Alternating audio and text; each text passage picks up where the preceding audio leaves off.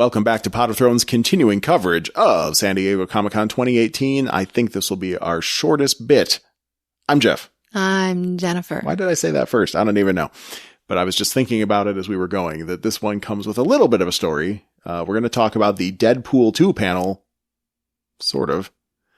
We missed some of it. Oh, well, yeah, but we learned from this, I think. Well, I mean, we won't share all of our secrets, but we did get into the Deadpool 2 panel. It wasn't easy. I'll just say that. And it was not going to happen.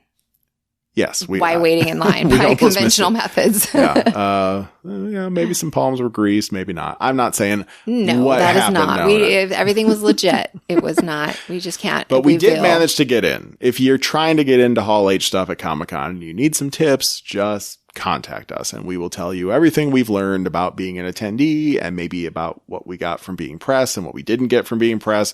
Mm-hmm. It does not open all the doors, but we did manage to make it into the Deadpool 2 panel. It's just we missed like the first half of it. And had horrible, like we didn't have seats. I was standing the whole time. I was standing in the press pit, which is awful. Why do they have the press pit off to the side? Here's a great picture for you. The side view of them from far away. Well, it's just I guess where else would you put it is the only thing I can think of. Because they told me I had to go over into the press pit is what they told me. But you just didn't. I was on the press wall. So I was way far down in Hall H and just, I had to just stay up against a wall. And people kept lining up behind me because they thought I was in the line to ask questions. Oh, no. But I couldn't say much because I had the recorder going. So I didn't want to be like, just go that way. So I just, people slowly figured it out that I wasn't moving and that the question line was. And it was way far in front of me anyway.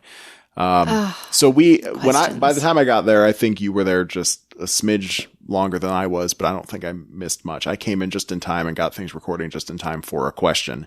So we're just going to start there with what we have. It was still worth listening to. So even though it hurts my completionist soul to not have the entire panel, it was too good to not share. There is some good stuff in there. Yeah. Including some good advice for kids. One kid was in high school and just asking for advice about life, I think. Getting through life because high school sucks. Right.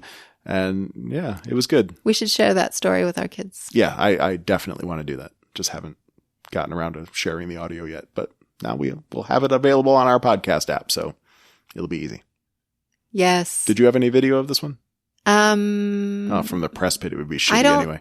I think I might have some video, but I don't know. I'll look into it, but he's a really good guy. I like him so much more now. Ryan Reynolds? I wasn't a very big Ryan Reynolds fan because I wasn't really sure what kind of person he was, and I can only judge him from Deadpool. I've actually liked him ever since Two Guys, a Girl, and a Pizza Place. I didn't see that. Which later became Two Guys and a Girl. And God, we should really watch that, actually. I should find it because it's Ryan Reynolds, a couple other people, and then also Nathan Fillion. He was not one of the leads. He was like the second banana to the three main stars, but he was in there significantly. Yeah, I'll see if I can find it. Okay. But I've always liked him. He seems like a nice and funny guy, but he's talked a lot about his anxiety recently and how hard it is for him to go out in public and deal with crowds and panels and things. Good for him. But he manages to power through it. Good for him. Yeah. I wish he talked about that in this one so we could have had that for the kids. Well, he might have, and we might have missed it. I don't know. But maybe we can find video of it somewhere. Yeah, maybe. We'll see what's out there. All right. So enjoy this. I know it's short, but I think it's worth listening to. Will you ever be in a movie where Deadpool and Green Lantern team up together and you play the role of both of them? Spoiler alert. That sounds like fun. That sounds really expensive. The Deadpool suit is super cheap compared to a totally computer-generated onesie. So maybe, I don't know, that'd be fun. What about your twin brother, Gord? Oh, yeah, great. What an asshole.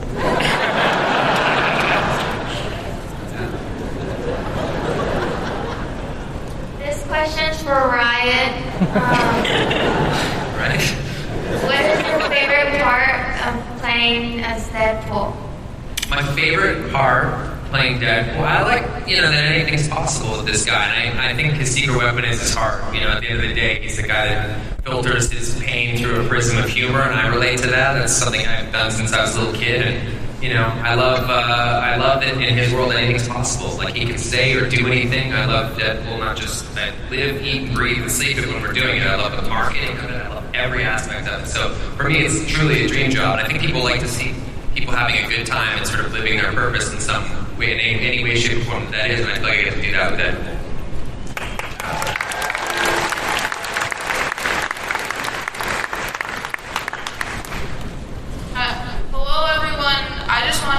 That Deadpool was one of the best movies I've ever seen in my life in the entire cast. Also, Ryan, what was your first reaction when you saw them baby legs on you? Like when you first saw the clip, what was your reaction? Oh well, I'm starting to regret some of the swearing I've done lately.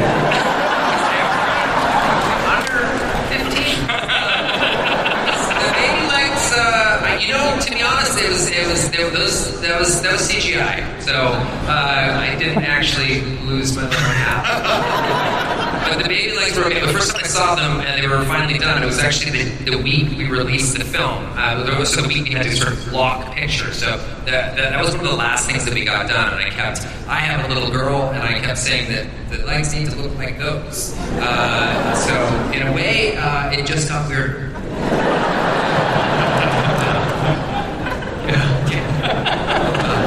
His note was they need to be cuter, right? And you said, yeah, they just need to be like innocent and cute. And like I don't know, the first couple iterations, Dan Glass, our visual effects coordinator, he made them sinister. It's like, who hurt you? We were playing with textures on them, and like, is it going to be burned when the legs come back? And they come back burned, and it was all they were like grotesque. It was like sinister. What was funny was I remember we had this conversation because we had this big concern that there's just a tiny little, just a flash of baby balls, and I was so worried that like the MPAA was going to say, "Oh, you guys are X-rated for that," and I was going to have to go down there because you can go down there and kind of arbitrate these things and convince them that those were my balls, and that makes this a rated R movie. So circle against the square, guys. That was a big concern of it. They ended up just kind of maybe they didn't have to give all the box office back or something. Oh my God. Hello. Hey guys. My name's Luke. I'm literally trying to freak out right now, but I just want to say thank you to all of you guys, and a special thanks to Ryan, because people tell me I look like you, and it's like the world's greatest compliment. Like looking in the mirror right now. Freaking me out. Exactly, like I know this is extra long. How much of this movie is improvised? It's funny. Like it's not as improvised as you think. A lot of the stuff, Paul and I, we wrote no less than 60,000 drafts of this thing. There was an early draft of Deadpool 2 that the entire plot was Deadpool trying to steal the big red chair from the voice. So That's not a joke. That's time we wasted. Yeah. But a lot of the stuff is like I'll write like 5, 6, sometimes 10 alts for one joke, and then I'll look at them on my phone. So I mean, half the cast probably thinks I'm constantly like texting in the middle of scenes, but I'm actually looking at alt jokes and stuff like that. So a lot of them written before. Some of them, Brett and Paul will write. We'll just text back and forth. They'll text me sometimes in the middle of a scene, and I'll be like, "How am I supposed to see that?" in a scene. But yeah, so it's a lot of fun. There's a ton of that, and then there's some improv too. Sometimes just things happen. I was surprised because when I took it, I thought we would have more improv, and I started. I thought that was the process, but then it was a lot more planned. Yeah. We would even have the list of alts that you guys would have, and the alts in the script, and we're going to see a lot of them on the Blu-ray now. It's going to be fun. He's got the green screen cape. I know, it's amazing. Yeah. That's Nice work. Yes, Dedicated. and the teddy bear. There.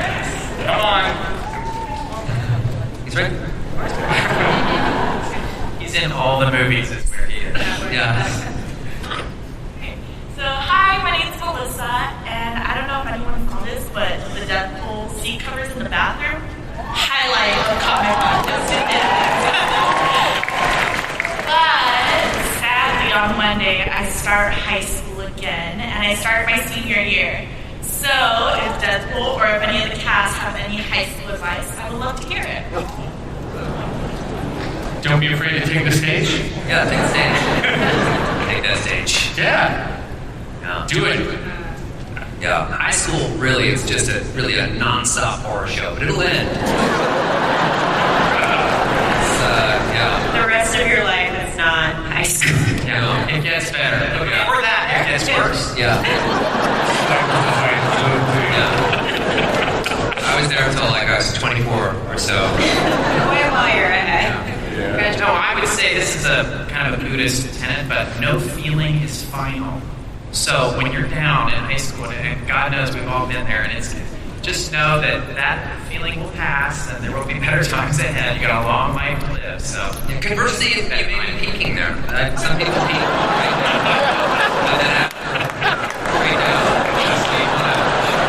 Take a lot of pictures and stuff when you're there. I have kids.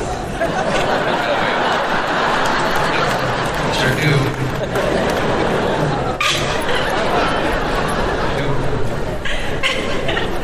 They're going to be fine.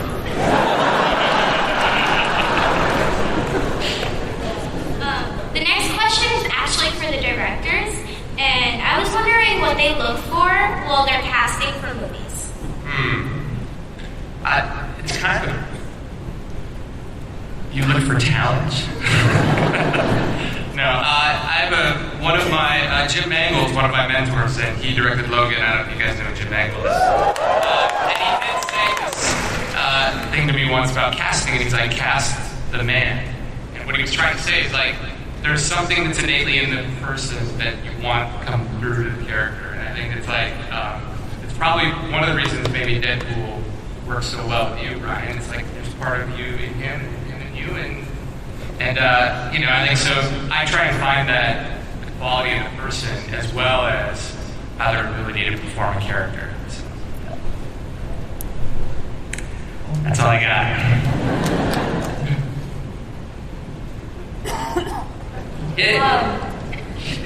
My question's for Ryan, but the other cast members can answer as well. But Something's coming, I can see it. if you'll let me finish.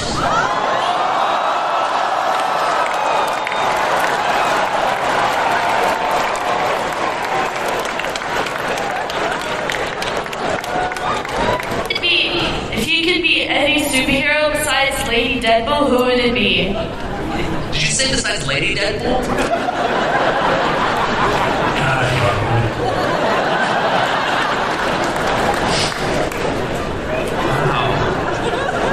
That's a tough. Which like other superhero would I be? I don't know. Yeah, sort of did that. You know, yeah. I love Wolverine, but God, I'm terrible. I don't know. I'm probably like I'm early on. I wanted to be the Flash. Well, I always liked the Flash. It's a fun character. The Wally West Flash. So, but you know that shit is past. To be honest, I think we all can agree that that's never gonna happen. You guys? Any of you guys? Well, definitely the Punisher. Or as the villain, I would like to play Kraven the Hunter.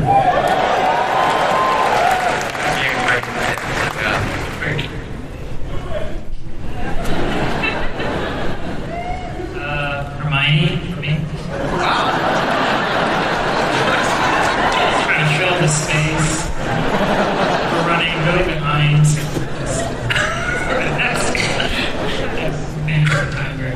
Quick brief comment. I just want to say, Zazie, your portrayal of Domino is like one of my favorites. She is one of my favorite Marvel characters. Period. No offense to female, just period. She's great. Thank you. Thank you. My question is for the creators of the show.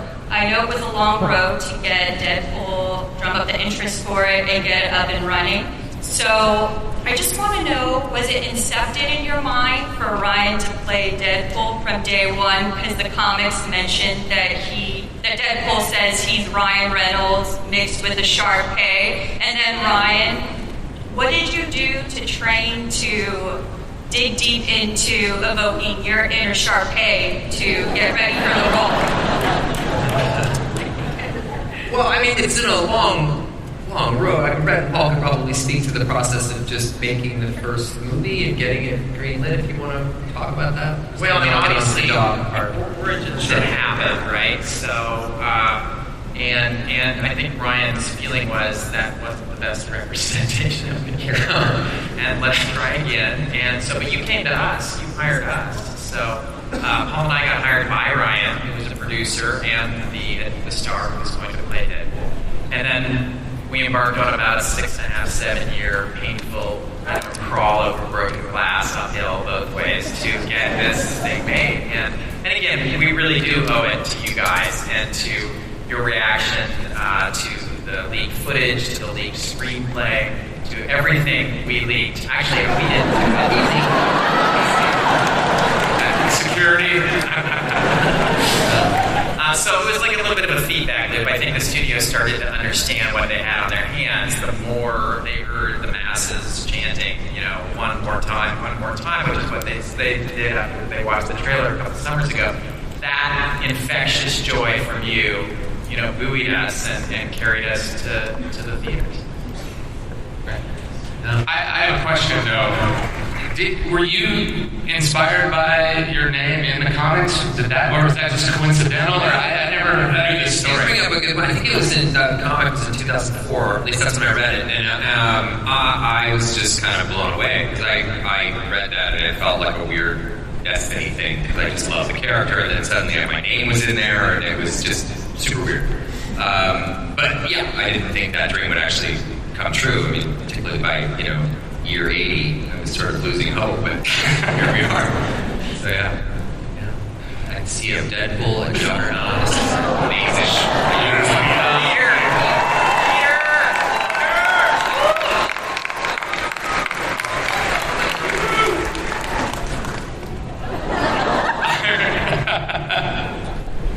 Alright, this question is for Deadpool, and first of all, I thought that bringing in a kid to be the main villain was amazing. And my question is, how did you come up with that idea? I've played 90 movies and done it before us. Really? Somebody thought that was fresh. I don't know. No, I mean, we love the idea that having a kid in the film forces Deadpool sort of into that heart space that we really want, and it puts a lot on the line, I think, emotionally for the audience and for Deadpool. And, Deadpool, at the end of the day, and particularly, I think that's one of his codes. He would never harm a kid, He's a morally flexible guy that sort of doesn't always do the right thing, but with kids, it's sort of, that's where he draws the line. So, for us, it was about stakes, and that kid really presented Deadpool with amazing stakes. And also, Julian Dennison did a movie called Hunt for the Wilderpeople, which is Taika Waititi.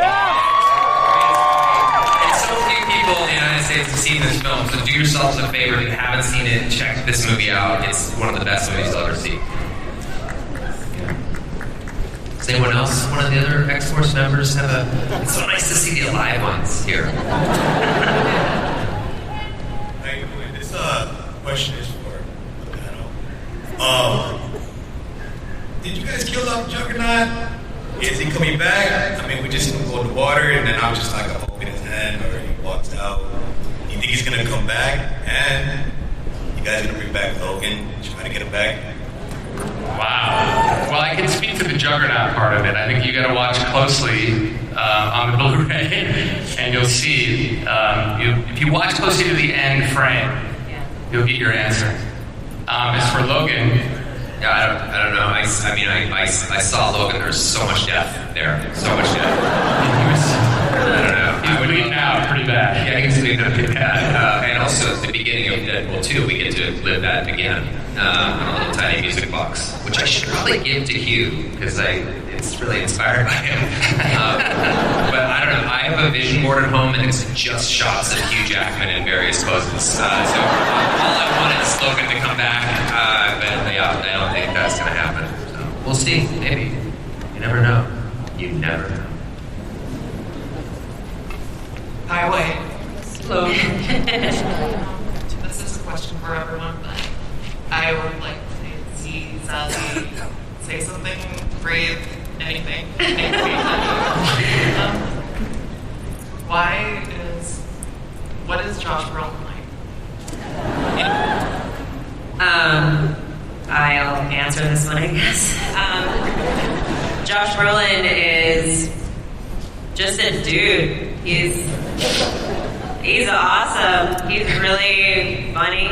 And he, when I was sitting in a corner cowering because I was worried about delivering my lines well, he came over and he was like, "You're good, girl." So he's great. I really appreciate who he is and who he will continue to become.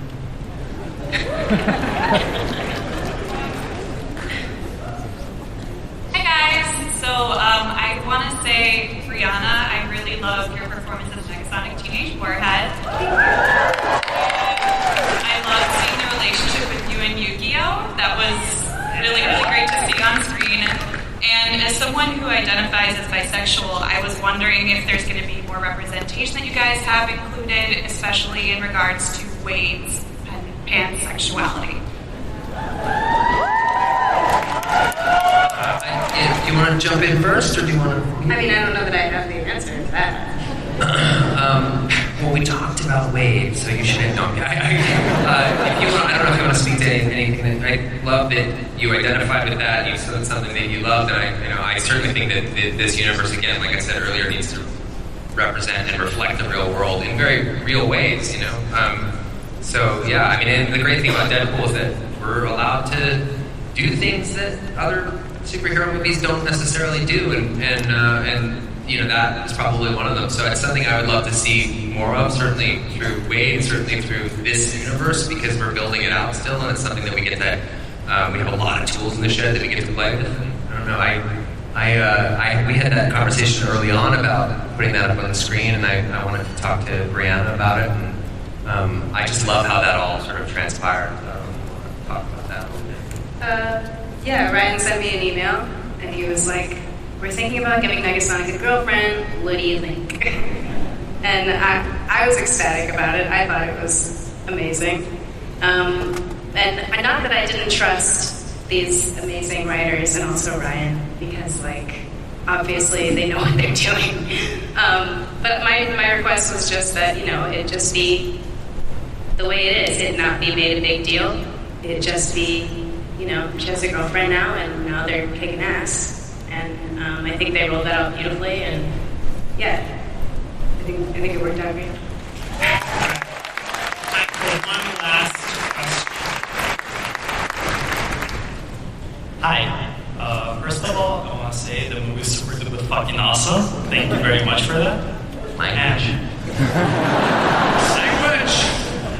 As a person with vitiligo, I noticed the way that Domino is in the movie. It kind of looks like a person with vitiligo. Was that the intention all along, or was it just how it came out? Well, that was actually a really, really long process of trying to figure out if we would go with her more traditional look of having a tattoo over her eye, or sort of making it feel more like it's like a natural or something. Yeah, vitiligo was sort of an inspiration of it, and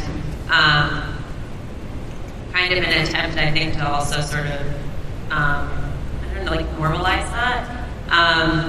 And that's what, we decided. That actually also came from, I don't know who thought of that idea first. Dave. And Kelly actually was like one of our producers had brought it up, and we were looking at, we pitched it as a concept artist, and we were doing a lot of different tweaks at that time and makeup tests and things, and I just thought it was a fresh idea, and to make it feel more part of her and just humanize her and less of a caricature and just more of a human being. So we loved it.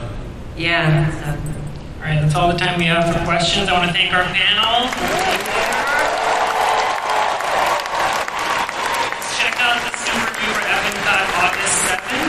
But before we let you go, there's one final clip.